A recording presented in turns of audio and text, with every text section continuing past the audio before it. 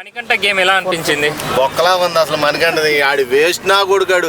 ఆ నిఖిల్ కూడా ఇసురు కొట్టినప్పుడు నేలకేసి పిచ్చికి పిల్లలా పడిపోయాడు స్వామి. నాకైతే భయం వేసింది, ఉన్నాడో పోయాడు రీడు అని. అబ్బాయి అయితే ఒక చేత్తో అలా నొక్కు పెట్టాడు అంతే. కాదు వాడు ఇంకోటి తెలుసా నీకు, గేమ్ లో అంత సిచ్యువేషన్ జరిగింది. ఆ గుడ్ల కోసం ఏదో ఫైట్ జరుగుతున్నప్పుడు ఆడిని ఒక దెబ్బగా లాగి అవతల పడేసాడు నిఖిల్. ఆ మూలకెళ్ళి ఎడుతున్నాడు ఆడపిల్లలాగా. నాకు భలే కామెడీ అనిపించింది. అమ్మ వీడు మళ్ళీ సింపతి గేమ్ లో దిగాడే ఏంట్రా బాబు అనిపించింది.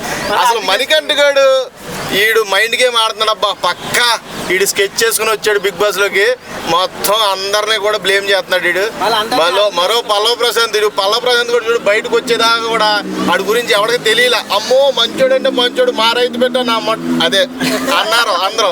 కాకపోతే ఇప్పుడు చూసుకుంటే ఈడుని కూడా అంటారు రేపు పొద్దున్న ఈడు మామూలు గేమ్ ఆడతలేదు స్వామి, మొత్తం అందరిని ఎర్రిపప్పలు చేసేస్తున్నాడు.